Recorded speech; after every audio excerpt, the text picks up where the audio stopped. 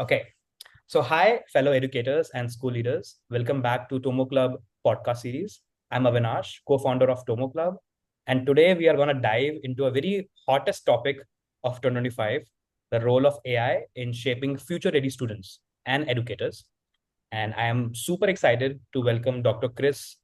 He's a superintendent of new Kensington-Arnold School District. He has 26 years of experience in education and 8 years of military service. Thank you for that. He has been an Educator of Year 14 times, two times Presidential Award in Science Teaching nominee, and he's a doctorate in Leadership and Administration, master's degree in Curriculum and Instruction, has multiple leadership roles, and most impressively, he has been Pennsylvania's Innovative Leader of the Year. So, welcome, Dr. Chris. It's an absolute honor. Thank you so much for coming in. Well, thank you. It's an honor to be here. Yeah. And I could have gone longer. It was just on the front of your LinkedIn. And more I was reading about it, it was fantastic. And I actually remembered that article called Rethinking Literacy in Digital Age, where I first time got introduced about you. And it blew my mind. Also to know that your board has given you like a 5 year contract, like it's a 0 to 8 voting, which is also very unique nowadays when you see a lot of school leaders shifting superintendency very quickly. To have that kind of um, thing to stay, hold, and hold the fort is rare. So congratulations on that as well. Yeah, thank you. So sorry, I'm going on. Would you like to introduce yourself as well, like a quick words on this topic or something? Um, I'm Dr. Chris Sefcheck. Our school district is right outside of the city of Pittsburgh. We're about 15 to 20 minutes away in a neighboring county, Westmoreland County. Our school district's 3.5 square miles, about 2,000 students. So we're very tightly packed and we're socioeconomically disadvantaged. And I am really happy to say that in the 4 years that I've been here, our teachers and administrative team have done a phenomenal job breaking our school out of the cycle of continuous improvement. So for the first time in our school's history, in regards to meeting annual yearly progress from back in the No Child Left Behind, all the way now to Every Student Succeeds, where for the first time, half of our district is off the school improvement watch list. So amazing, amazing things by our teachers and our admin team. No, absolutely. By the way, like we are registered out of King of Prussia from, so it's like a 4 hour drive to your district, and that's an absolute honor. So I'll start with a very thoughtful, like a long term question. Um, what's one thing that excites you about 5 year of education in general? Right now, I think the most exciting thing is we're at the front edge of artificial intelligence and what it can do, and I'm really motivated by using it to enhance teachers' resources to reach every kid. I'm just fascinated with what it can do and what its potential is. No, absolutely, hands down. I think especially right now when there's so much uncertainty of funds and budgets, I think it's the best technology to improve your efficiency, able to create a much better impact with limited resources. Even in like technology world, the cost of development has gone dramatically down.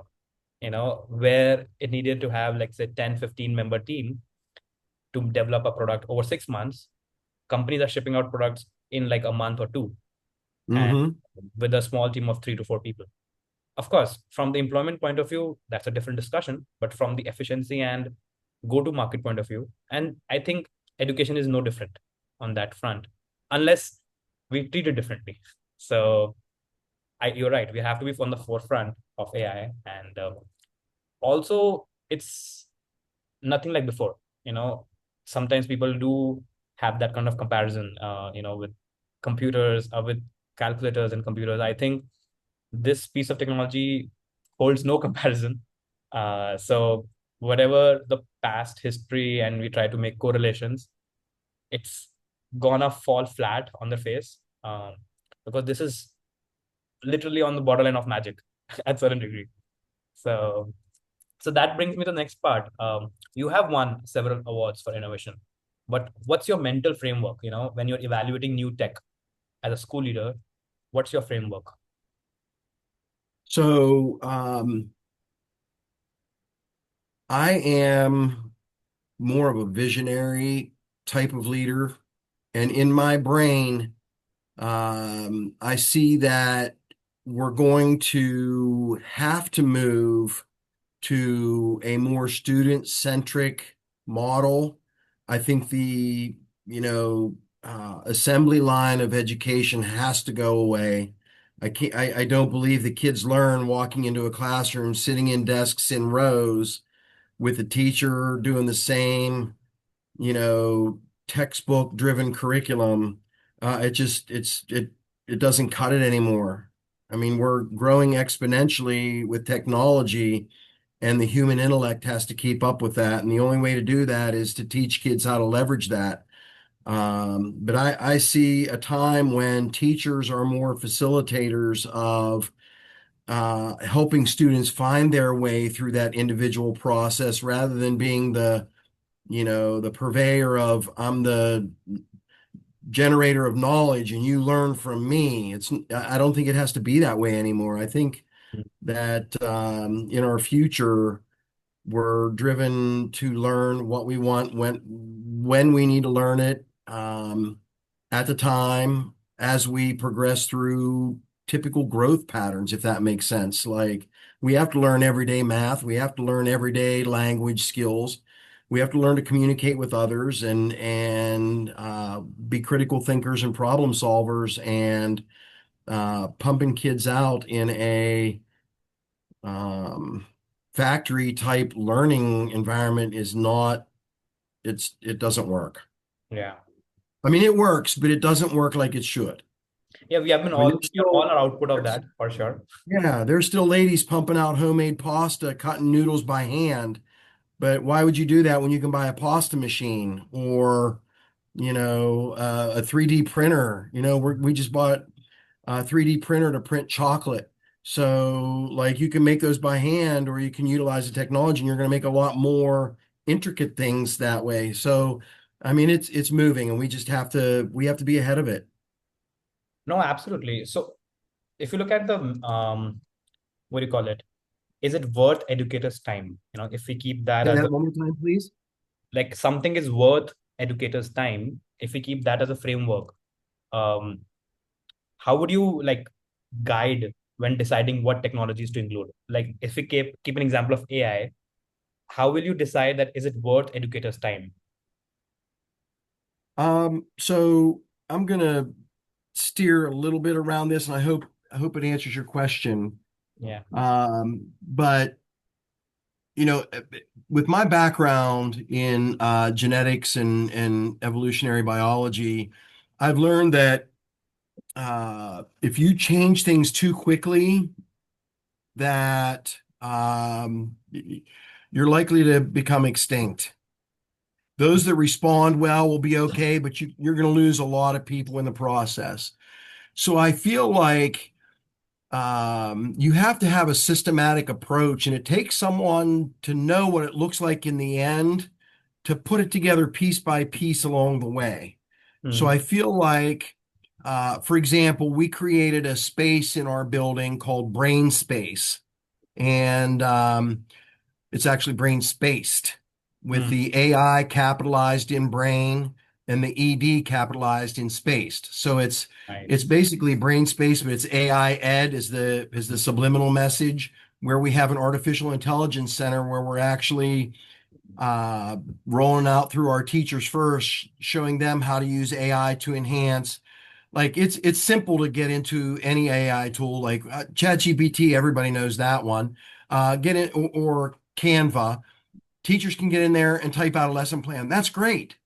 Yeah. But why can't you take a lesson plan and create alternative learning styles for your students? So, for Hmm. example, you have learners that learn visually, auditory, kinesthetically, introvertly, extrovertly. Gardner's multiple intelligences. You can create 8 versions of that lesson plan, knowing what your kids are, and then have each kid group in what their similar learning styles are to work together.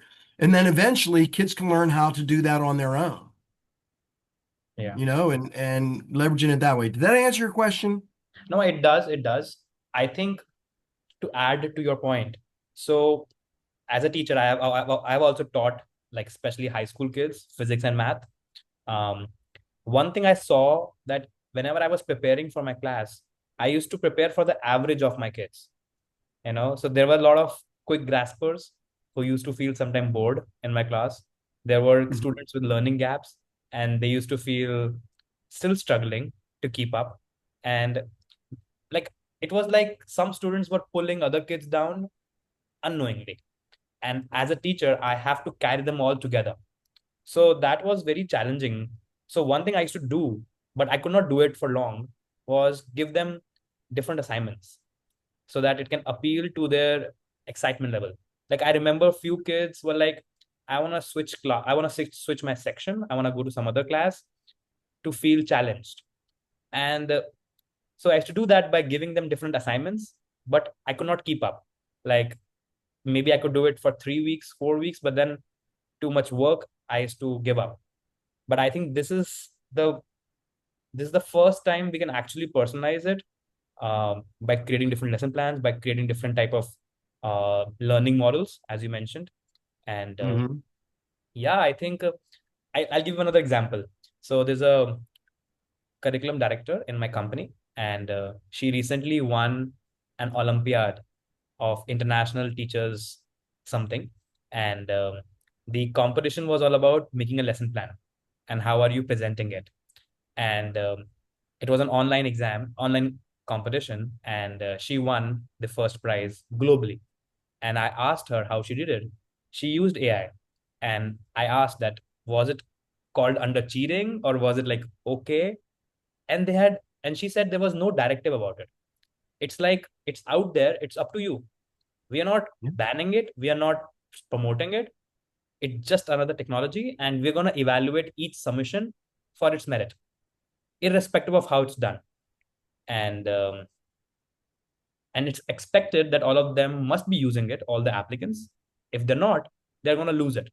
Simple, like in terms of the basic benchmark, like the assessment benchmark has gone up to the general, Yes.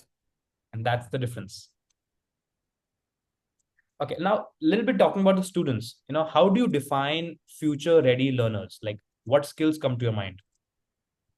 First of all, critical thinking and problem solving. And AI is a tool to help with critical thinking and problem solving. I just had a conversation with my school board last week. The pendulum has shifted so many times over the years where we push kids into trades, then we had to push all kids into college. Now the push is back into trades. Hmm. Our college numbers are suffering. That pendulum's swinging. But the problem we're having is we're not preparing kids to make a decision. Hmm. We're telling them what they have to do. Yeah. And we need to get them learning different things in school that prepare them to make those decisions of what's best for them. Because we're telling them, hey man, Hmm. if college isn't for you, do this, do this. And it just it's not right. Yeah. Like, I mean, if you think about it, generations and generations ago, every child became the version of their parent. If your parent was a shoemaker, their child made shoes when they grew Hmm. up. They learned the trade or the skill from their parent, Yeah. and then college, started kicking in. People learn like, man, I can do something else, but you Hmm. still kind of followed a pattern. And to this day, that still kind of happens. Like my family's all educators and nurses. Yeah. We don't do anything else, and other families are the same way. And if you have certain communities like a community like ours, our kids don't know how to go out and find things. Hmm. To them, going 15 miles to Pittsburgh's a huge trip because their families don't have cars. Hmm. They not likely to take the bus all the way to Pittsburgh, but if we taught them how to access things and taught them how to find things and view things in a different way and change their perceptions about things, they're probably in a better position to want to explore. Hmm. I think we need to do a better job of igniting those things and teaching them how to critical think and problem solve through innovative ways. No, makes sense. It's such a coincidence that you took this example because my family, everyone is a like a shoe manufacturers, like my father and my brothers and all. So I am a apple which fell apart, and I got into education or entrepreneurship. But you're right, it took a lot of effort to decide my own route. And so, how are you incorporating these critical thinking, problem solving skills in your school curriculum? Did you say how we're incorporating them now? Yeah, yeah, We're trying to mold our curriculum piece by piece that does that. For example, we're switching our English language arts curriculum. Currently, we're working on K through 6. More specific targets are in K1 and 2 right now in reading. So we've implemented curricular changes in K1 and 2. And for the first time this year, our kindergarten students can speak and read full sentences. So that's the first time that's ever happened with our kids. We have teachers that have been here 27 years and they say that. So it's a very gradualistic process by hmm, which you add little small changes here and there. And I wish I can give you the totality of every little change we're making, but yeah. it's little tweaks so that everybody stays on the train. Hmm, When I first started here, I implemented some very important things. Like I probably overwhelmed people at first, but I hmm, did that on purpose, knowing that I don't have major changes in the foreseeable future. It's little minor adjustments here and there. And I yeah. found that starting with the big picture and working down into little pixels works a lot better than some things that you have to start with little pixels and build to the big picture. I think people are more apt to see like if they can see what the big picture is first, they understand that the work they're doing contributes to that. No, absolutely. I think that's how it works. You have to show them what are they working for. Otherwise, those mini tasks, they actually mean nothing unless you have that big picture. What about the AI part? Like you guys are trying in the core curriculum, English, to have critical thinking and problem solving. How about AI? How are you introducing that to the students? Okay, so we were the first school district in the area to implement AI. We actually were a front runner in our local intermediate unit, which is about 17 school districts. We provided professional development to our teachers and asked them to create lessons that involved AI tools like UberDuck. If you're not familiar with UberDuck, Yeah. it does celebrity voices. So we asked them to create lesson plans and stuff where the celebrity provides the content Hmm. while the teacher walks around the room. So you can play this audio sign or Parrot AI. We've used Parrot AI to have like Morgan Freeman or Hmm. even political figures to say things. You can play that on the screen, whatever content you want them to teach, while Yeah. the students are watching that, while you walk around and you can visibly observe students learning that content. It Yeah. basically takes the flipped classroom and adds personality to it. Hmm. And that's one of the initiatives we first took we had district-wide flipped classroom days. Okay. So everybody knows how to flip a classroom now. They've received training on it. We've mandated that they have flipped classroom days. And now we're fine-tuning that by adding UberDuck. Then we've added ChatGPT to have students grade their own responses.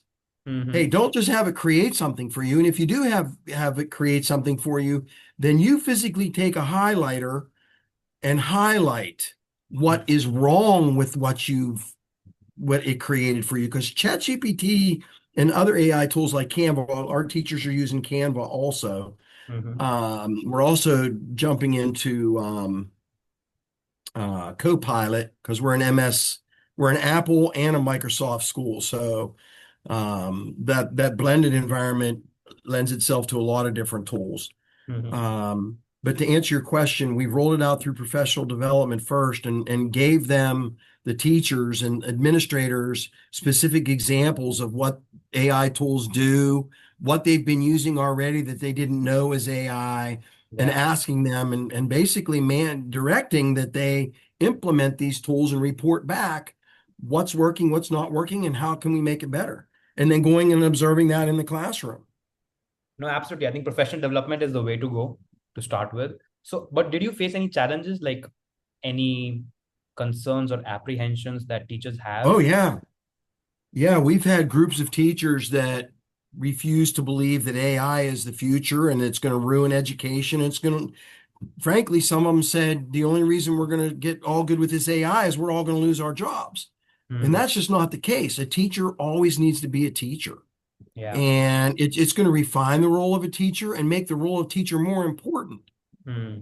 AI doesn't show emotion. It has bias. Like teachers need to be able to walk through students how to use it, Yeah. and now that other AI tools are coming out, like I'm really big on micro credentialing and gamification. Hmm. I really feel those two things are really important moving forward. Yeah. No, actually, so we have a game-based curriculum. So I'm a big believer of how gaming can be so engaging and inherently it help you improve because you want to win. There has a lot of mechanism which push you. So I am a big fan of gaming, and so I have a great answer to whenever a teacher fears I tell them about aviation. Like I have few friends who are pilots, and they literally tell me that the system in an airplane is so advanced that it can actually take off, maneuver, land. Literally, it can do all the tasks. But we are still gonna be there forever from multiple perspectives. Whether we are a designated signatory Yeah. or we are gonna be in the edge cases, whenever required, and overall managing the situations, plus all the time, reporting. So I believe that whether it's doctors, whether it's teachers, whether it's pilots, they're going to have a role of managing, like you said, when students were listening to Morgan Freeman explaining a lesson plan, teachers had a chance to actually listen and look at kids and, manage the overall emotions of the classroom. So I think that's an example which will stick. They will always think that's a good example to get the fear out of their hearts, that is going to come after their jobs, especially in the current systems. Of course, there are new upcoming school Mhm. systems which talks about online charter schools or other things, which can have a different model altogether. But the public school districts are not changing anytime in that way. And but like after you have those are initial apprehensions. Now, after you have implemented, after you have gone the professional development, are there still some challenges that you're tackling? Sure. We still have um, adults in the building that feel like kids are using it to cheat. They're Hmm. they're questioning whether or not assignments that are turned in are real or AI generated.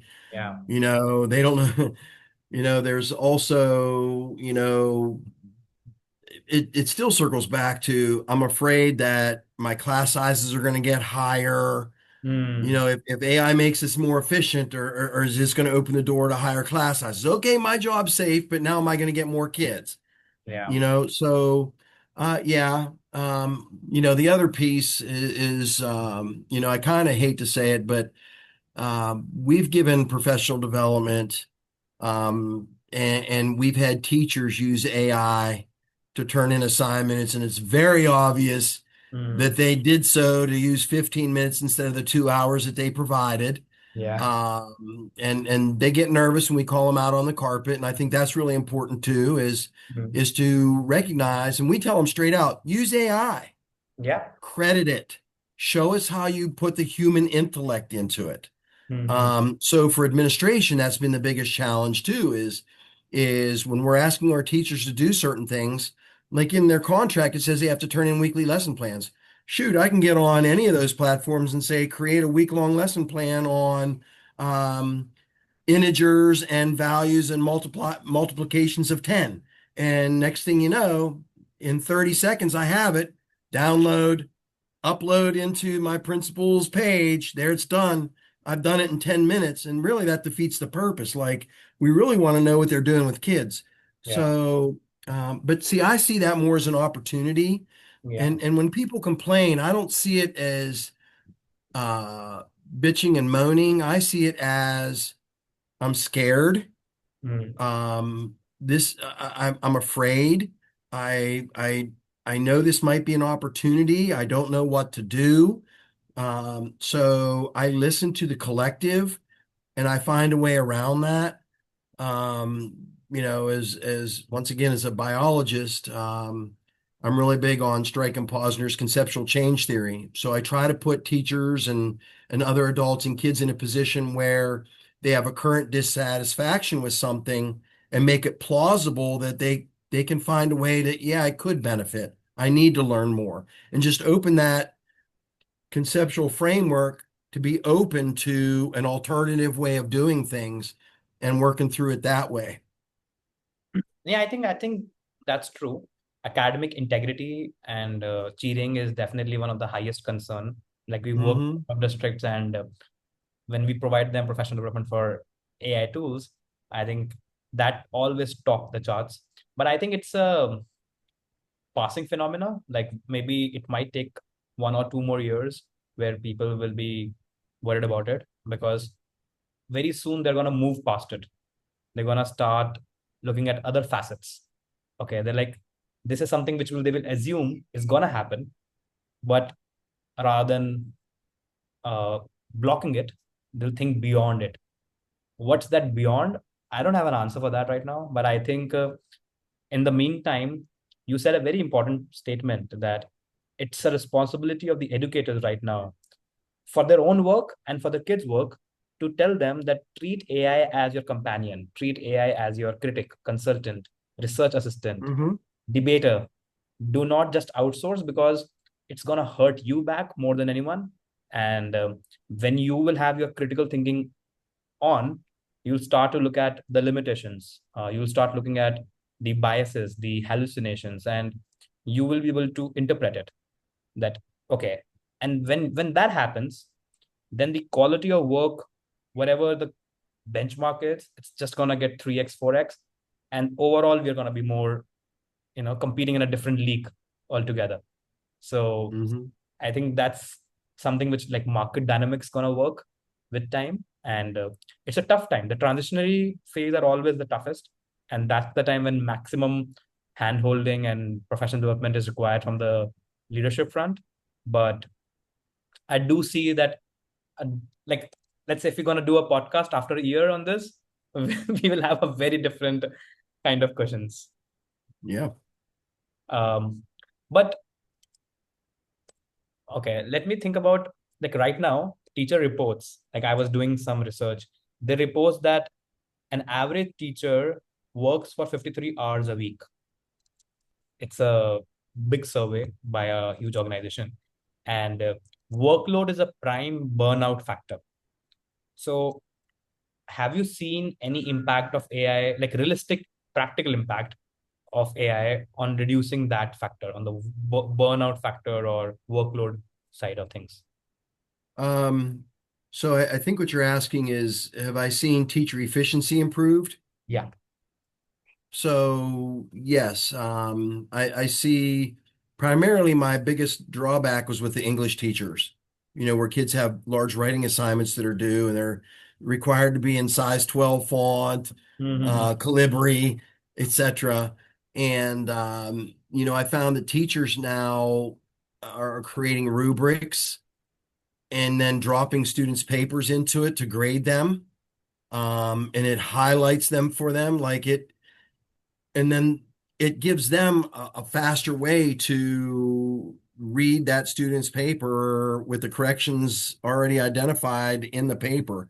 Mm. So there's that. And there's social studies is doing the same thing with having students create timelines, and um, it's able to assess students.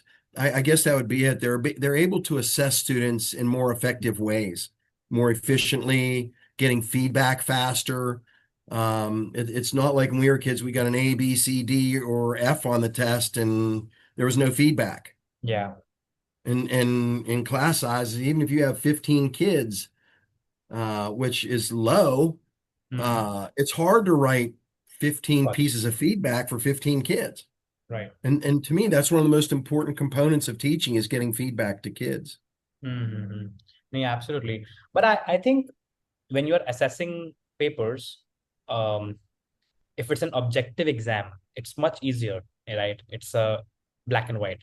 But when it's a subjective exam, there's a lot of gray area of understanding the context. Sometimes, students, when they're writing, there's a unsaid understanding between the teacher and the student that you know what I'm talking about. And Yes, but that's not the case with AI, right? So how do you correct. guys, because assessment is the one most gray area right now in AI in education right now, apart from lesson planning or email creation and report generation, those things are still getting much better. But assessment is still a very big gray area. So any thoughts on that, or you guys are still figuring it out? We're navigating it. Mhm. So I mean, we're taking it. School's over here in 3 days. Mhm. So we'll go back to the drawing board, and we have teacher leaders that'll sit and talk with us and give us feedback, and we'll work over the summer. The administrators that are here all summer with me will Mhm. work on starting the school year off with expectations Yeah. and how we're going to assess its effectiveness and continually work together to just keep refining it. And I think that's really how it works. No, I absolutely. don't think there's a like I think it's a gray area, Hmm. and as soon as you try to make it black or white, then someone's right or wrong. Yes. And there is no right or wrong way to do it. There's just a way to keep figuring it out and working on it continually. Right, right. What about do you have like a district level AI policy right now you guys are wrestling with, or is it already in place? What's the status on that side? Yeah, we were one of the first schools in the area to pass an AI policy. And it basically says that the district administration is responsible for creating the AI list for approval. It gave a process where if teachers discover AI tools, that they can recommend it to the administration to review and get approved. We have a very liberal gateway system, like nothing's blocked for AI. Nice. Um, so our policy says that it's available for anybody to use till it's inappropriate, and then it gets blocked. Mm-hmm. But otherwise, we our policy is encouraging the use of AI, encouraging innovative practices, creating structures for teachers to have access to professional development to enhance Mm-hmm. their use of AI, and the creation of acceptable use policies to notify parents what AI is, Yeah. how it should be used, and what supports are in place to get them to help understand what it is and how it should be used. No, that's fantastic. Like I know from your own experience, but I have been talking to, like, in the last 2 months, I might have talked to 50 superintendents, and I'm telling you, you guys are definitely in the forefront just from the level of knowledge and like groundwork you guys have already put in. So definitely kudos to that. Thanks. Okay, very random question. The biggest myth right now you have recently busted on AI, like, is there ongoing myth around AI which is very common? What is I'm sorry, the biggest what? Like a myth, like a rumor, or like a A myth? Yeah. I think I addressed that already. Like, honestly, I think some people are excited about AI. The people that complain about it, once Hmm. again, it's going to replace humans. And the conversation always comes up that Terminator 2 Judgment Day is coming, where the machines take over. Yeah. So yeah, I would say the biggest myth right now is we're losing our jobs and Hmm. machines are taking over. Kids are going to be able to learn at home because the computer's going to do everything for them. No, makes And I don't think that's the case. Yeah. So, if any other superintendent is hopefully hear this recording, any piece of advice for them out there?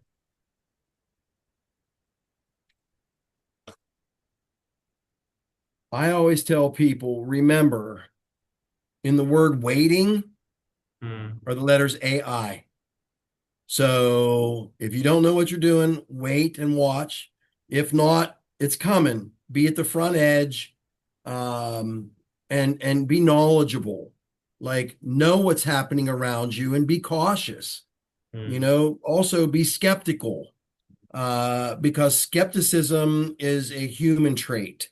Yeah. And skepticism is probably the most important piece in reading and understanding AI generated material. Hmm. Hmm, I hmm. mean, you can't get on social media and watch a false presidential speech. Yeah. Um, you don't know the difference between a true one or a false one because everything's AI manipulated. So it takes a lot of human effort and skepticism to keep going. But I say be skeptical, but be optimistic and just go for it. That'd be my advice. No, absolutely. I think that's bang on. I give an example. Recently, what happened is one of the schools I work with, the one of the parent approached the teacher and was asking her about AI tutors. Should I buy a AI tutor subscription for my child after school? And teacher didn't have much, like she wasn't equipped enough to answer that. And such kind of things are happening. Like one of the parents is telling that my kid is using AI for companionship or like therapy, sometimes asking emotional questions.